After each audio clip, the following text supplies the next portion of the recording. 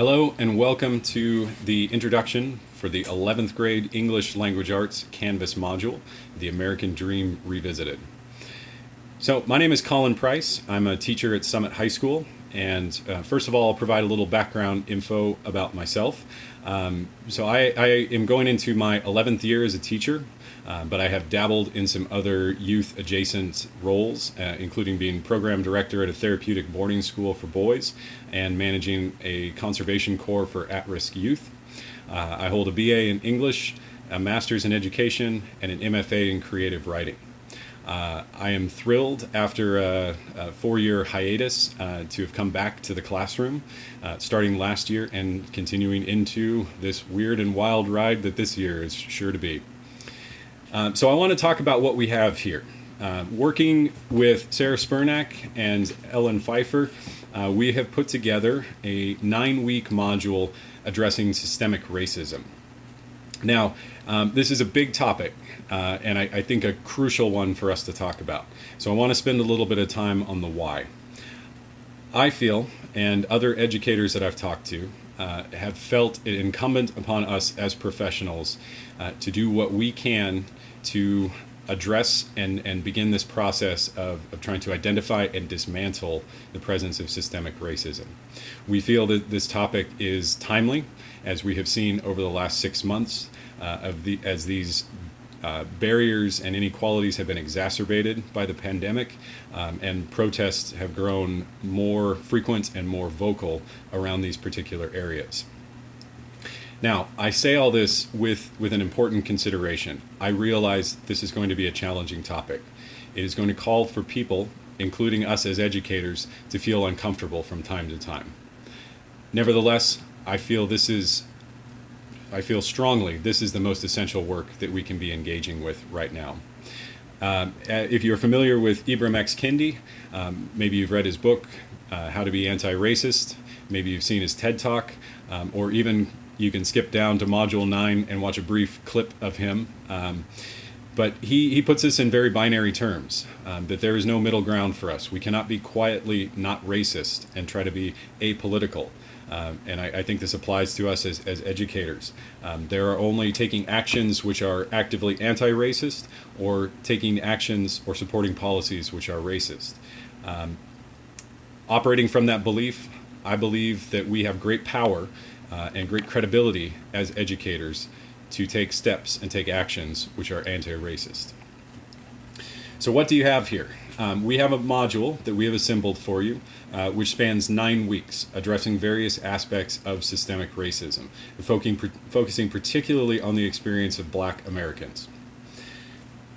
We decided that the best way to approach this, particularly in 11th grade, was using the through line of the American Dream Revisited.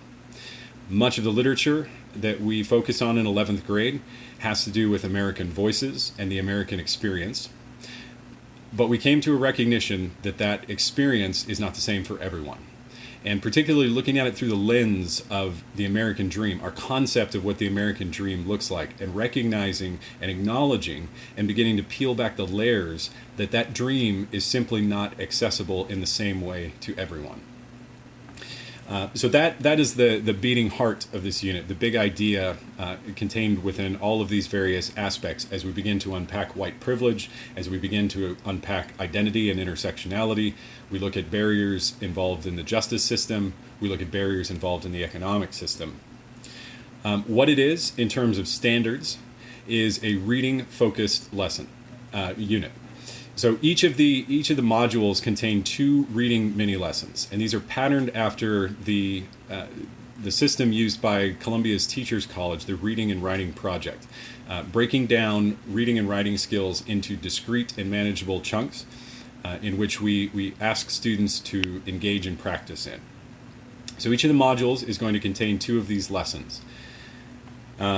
On top of this, the writing component and the discussion component focuses heavily on reflective writing. So while we are not teaching the writing process directly, we are encouraging a very, very strong metacognitive process as students move through a variety of anchor texts and mentor texts, building the reading skills on the one hand, but engaging with this deep and difficult concept of systemic racism on the other. So when we started building this, things are changing all the time. We built it with 9 weeks worth of content, possibly more, depending on how you choose to reconfigure it. Obviously, that may not make the most sense if you are only going to see a particular class section for 6 weeks as we continue to reevaluate our comprehensive distance learning module. So with that in mind, I want to give carte blanche to you as an educator, to you as a professional. We have built the house.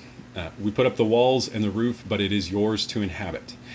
So whatever is useful in here, the sources that we have assembled, the teaching points that we have outlined, the organization and structures that we have put together, make it yours.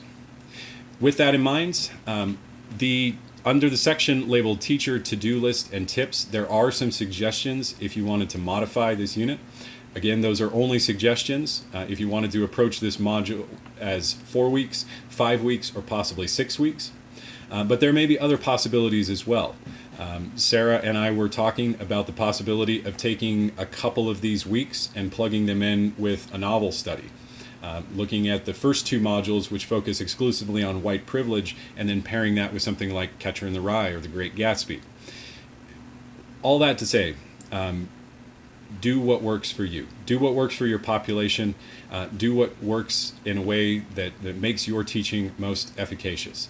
And our hope is simply that you find something of value here. In terms of the how, each unit, as I said, will consist of 2 reading mini lessons. There is a summative assessment attached to each, as well as a discussion component.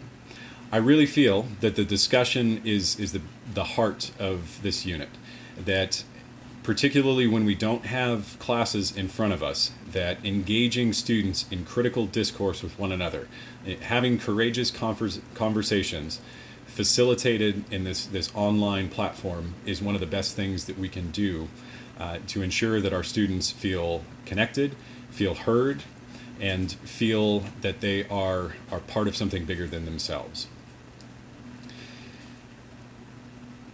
I hope you enjoy the materials that we've assembled here. We spent a lot of time gathering up a variety of sources to use. But again, don't feel imposed upon to use all of it. Make modifications, changes, swap sources, swap activities, swap discussion formats, swap summative assessments. Make this work for you. My hope is that we have built a strong foundation that allows you to use your creativity and your professional expertise to make this something great and a fantastic way to move forward in this strange and uncertain approach to the school year. I hope you have a wonderful year, and I look forward to meeting my colleagues in person.